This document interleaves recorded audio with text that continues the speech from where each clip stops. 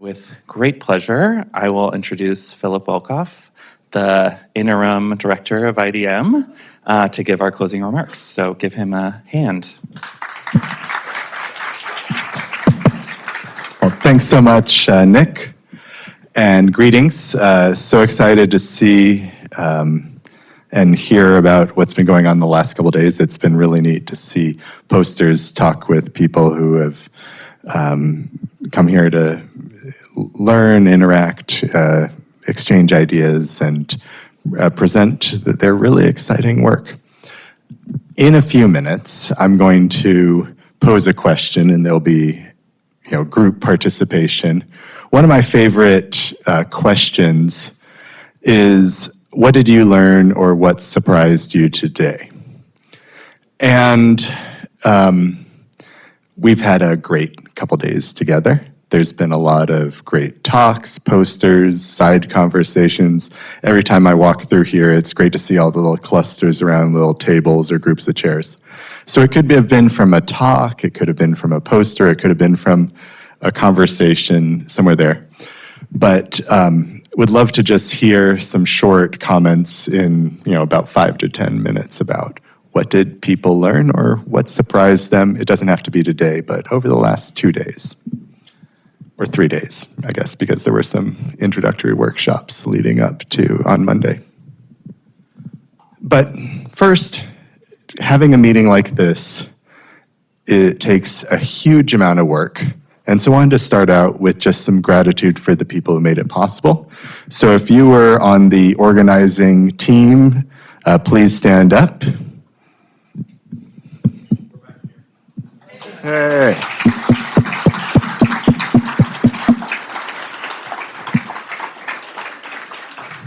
If you organized sessions or curated one of the sets of talks, please stand up too.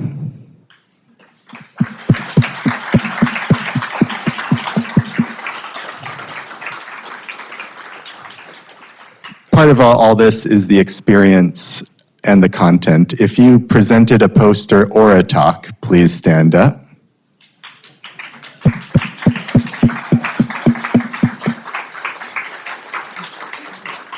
Thanks so much. And lastly, if over the past couple of days you had a conversation with someone outside of your domain, please stand up. All right.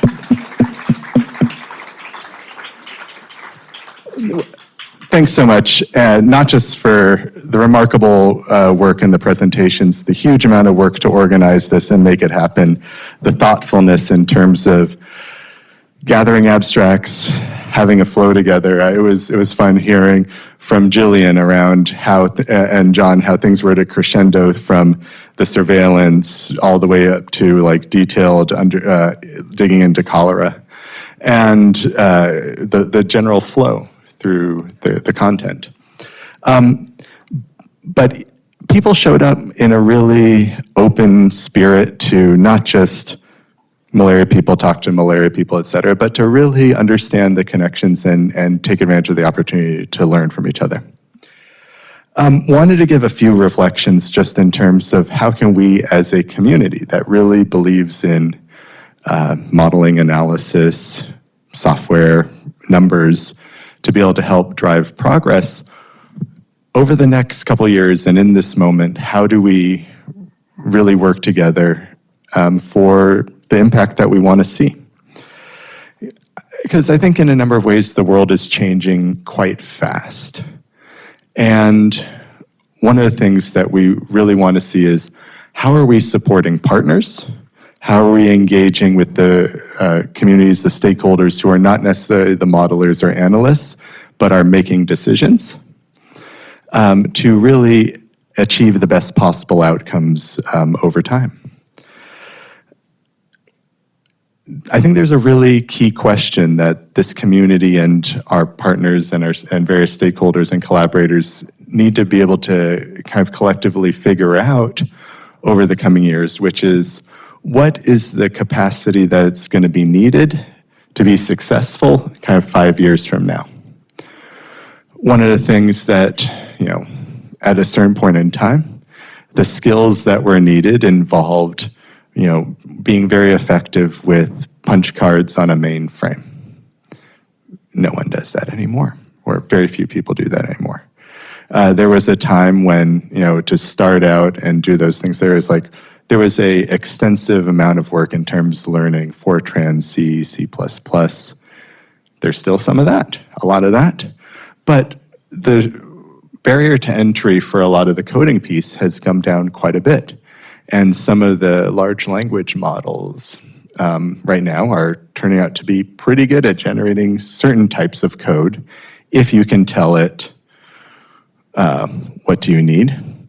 And if you have access to a lot of expertise to make sure you're catching the edge cases and not missing out on various other factors there. There's a lot of pieces around some of the analytic pieces. One of the key things that I think we've been learning whenever we see, this is the question in terms of family planning. This is a question right now in this particular country with this disease or this particular governmental system, is a lot of the modeling and analytic processes lead towards understanding what are the questions that we're actually trying to answer and what data are required to actually answer that. And I'm personally quite concerned that some of the rapid progress in terms of enablement of some of the new AI tools, LLMs, may skip over some of that process of collectively iterating towards what was the question that we were actually trying to answer. Because I think everyone here has had the experience of starting to address the question that you thought you had to do. You start iterating, you start talking to stakeholders, you look at what data are possible, you look at what was the actual question and the actual decision being made. And you come back and circle back around to say, we were actually this was the correct question to be posed. And there's a fundamental amount of grappling with the system, grappling with the numbers, grappling with the data quality that helps get to that point.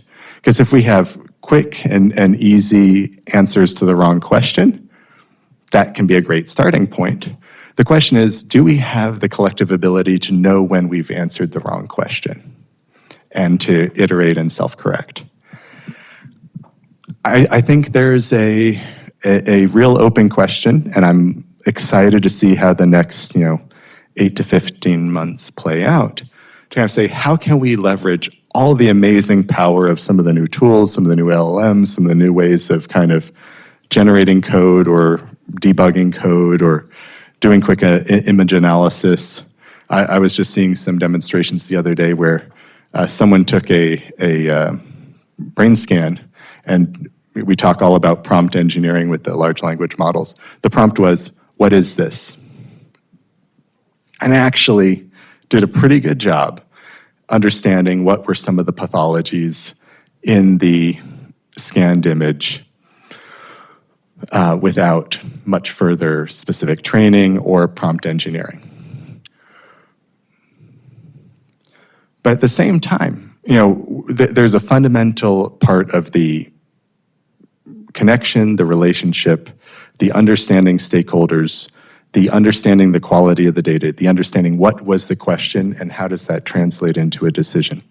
And I look forward to seeing how this community and your partners and stakeholders and the ministries that you work with, the national programs, the innovators, the NGOs, communities that you work with, together iterate to understand how can we harness all of the power and acceleration from these new tool sets and the new prospects and the new capabilities, while also making sure that we remain focused on what we should have actually been doing all along.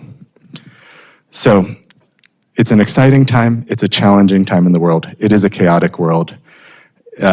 We are across just about every issue that we care about seeing fiscal constraints.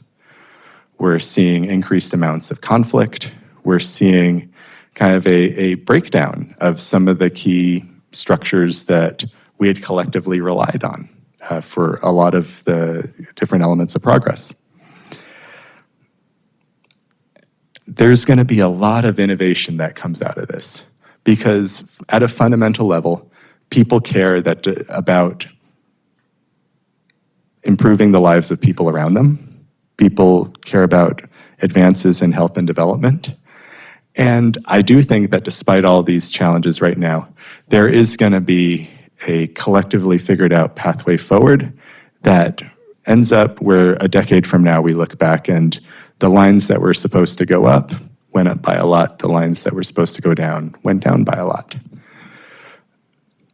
Data and analysis and modeling are all going to play a key role in that. But how the data analysis and modeling plugs into the communities and the individuals and the places where decisions are actually made is going to be the deciding factor on that. And we can either, with the advances in AI, LLM, massive amounts of genetic data, and all the other kind of cool things that are happening, we can either leverage those to be really better at the thing that we need to be good at, or we're going to actually see some drifting in ways that may not actually serve the progress that's possible. So I am optimistic. I'm excited. I look forward to learning over each year that follows from what gets figured out. But in the meantime, over the past 2 days, what did you learn or what surprised you today or over the last 2 days? All right.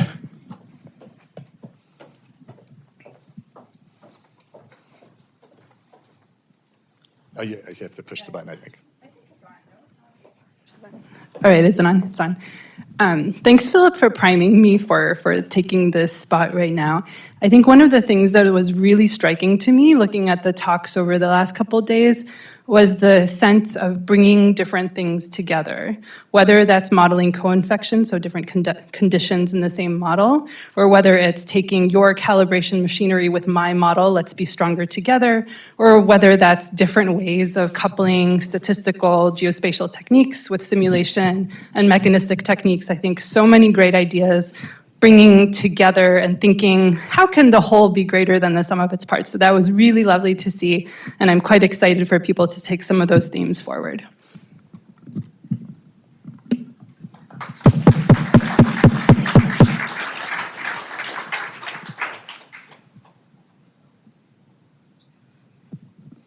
I can go on, I have more. Yeah.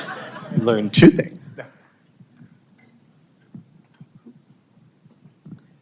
Melissa. Yeah, thanks, Philip, for the question. I think we all had some great insights and learnt a lot over the last couple of days. One thing that struck me in side conversations, but also Jolene just mentioned it, that people are tackling big questions. And one of them is about the cause of death. So single primary cause from one disease or multiple diseases, and some excitement in using LLMs to try and look through that as well. So that was nice and insightful. Thank you.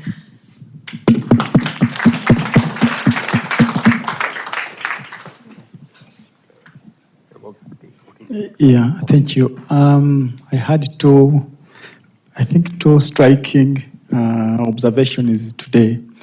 The first, I think one was yesterday and one is today. The first one is how Dominic has applied the STARSIM to model over, I think there are 5 different disease conditions in just one run of the code. For me, that was striking, and because I was thinking that if I have to always fit different models for each disease. And when I saw that STARSIM and agent-based modeling can do this, it was very striking.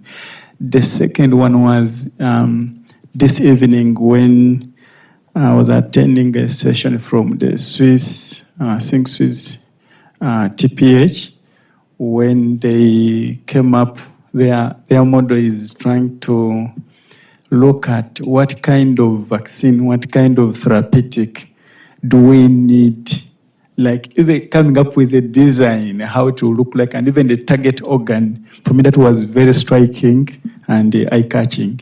Thank you.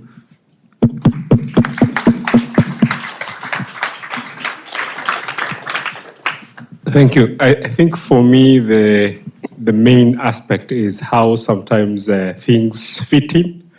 During the keynote, the opening remarks that were made, the theme was trying to model the chaotic world, and we had a scenario which was fun for us to look at in terms of how it was managed, in terms of the challenges that were being experienced, or even the fun moment that was being experienced turned out to be very good for us to think about, though. Thank you.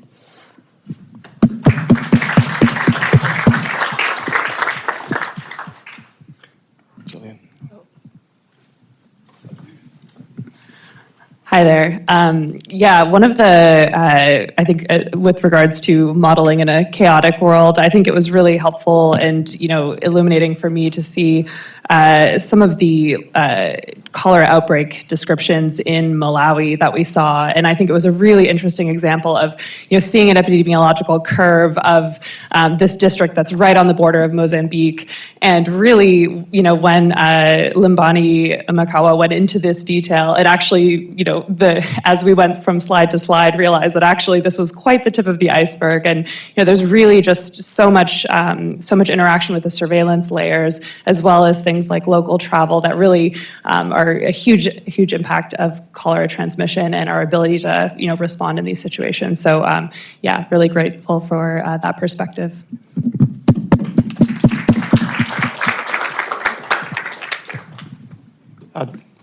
One thing that really struck me in particular this year is just the strength of this community, right? If I'm amongst my peer group and I say, gosh, I'm really struggling with my model calibration, they're like, what are you talking about, Dan? And you hear, it's like, I'm really struggling with model calibration. People are like, oh, I feel you. I know exactly what you're going through, right? I've been there, I've done that. And I saw that across so many different dimensions of our work, whether it's putting together a model or it's understanding the data or trying to get to that impact or explain those results to policymakers, that this community is really stronger together, and it's why we're all here and the new connections that we made. So really thankful for this opportunity.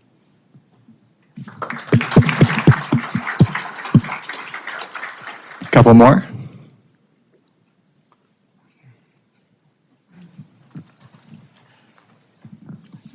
There's some recency bias here, but the last session on AI and cause of death was, I'm going to remember that one for a long time, because this idea that now LLMs can outperform humans and doctors on cause of death determination. I mean, it's not like Skynet and Terminator kind of level stuff, but I mean, it's cool that, that we're at the level now that AI is kind of outperforming kind of just clinicians. And one aspect of that talk by A.B. Flaxman that I really liked is that the possibility that AI could lead to collection of more open narrative data from the people that we're trying to serve. And I always feel like that is sort of a unmentioned possible benefit of AI, right? Is that we have a way to now listen to people and kind of use that information to make health decisions in ways that haven't been possible before. So that was really cool.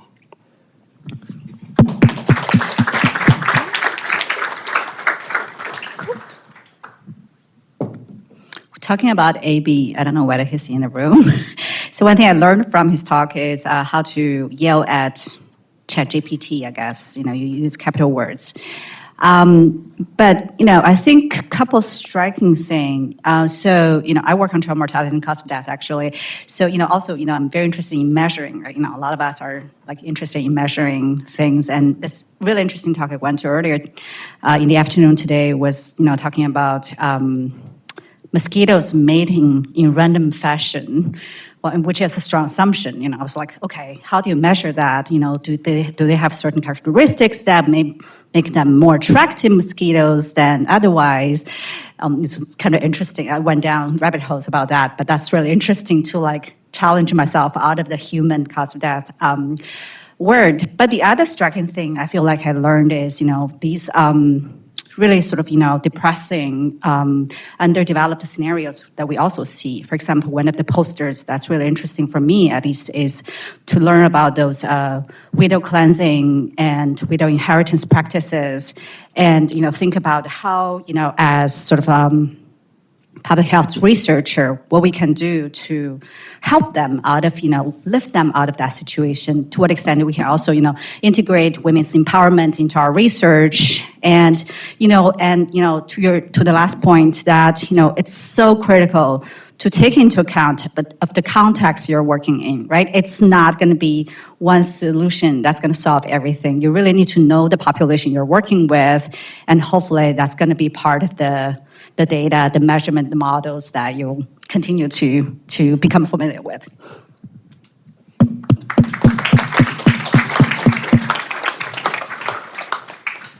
One or two more?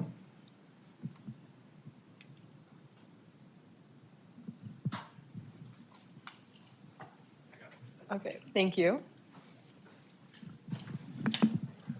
All right, thank you very much for this opportunity.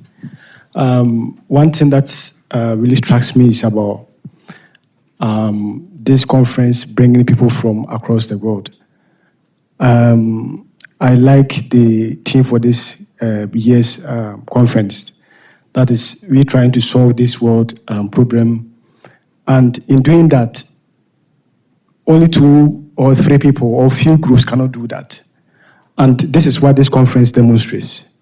So if I just turn around, we have almost everyone from different parts of this world here. And that makes me very happy that we are all trying to put up ideas together in trying to make this world a better place. And that really makes me very happy for this conference. It isn't a conference that only looks at a certain group of people, but it embraces everyone, which is really striking. And I'm really happy about that. So continue doing your good works. And I know together we shall be able to make our world a better place. Thank you. Well, thanks to each of you for sharing that. I am delighted by each of those examples. Thanks to everyone for their time. Thanks to everyone for coming here from some cases, 1 or 2 floors away. In some cases, a really long trip. And each one of you contributed to a really, really special couple days. We are going to be, next year, we are taking a year off from the full symposium. We are part of the Grand Challenges annual meeting. There will be a track within that has some very specific modeling and quantitative topics. That track is going to be kind of a mini version of the IDM Symposium combined within that. And then we'll be back in 2026. Any suggestions and commentary you have around how we can make the 2026 symposium as effective as possible for helping amazing things come out of this collective community, please share that with us. And we are excited to see the pathway forward, and deeply grateful for all the examples of amazing work, because a lot of those insights, a lot of the things that each of you have figured out around not just how to use this specific tool, but how to use any tool to actually converge to what is needed, is really going to be portable through all the pathway forward. So huge thanks to each of you. Thanks to Numbers for existing, and looking forward to the impact that we can have together over the years to come. So thanks so much.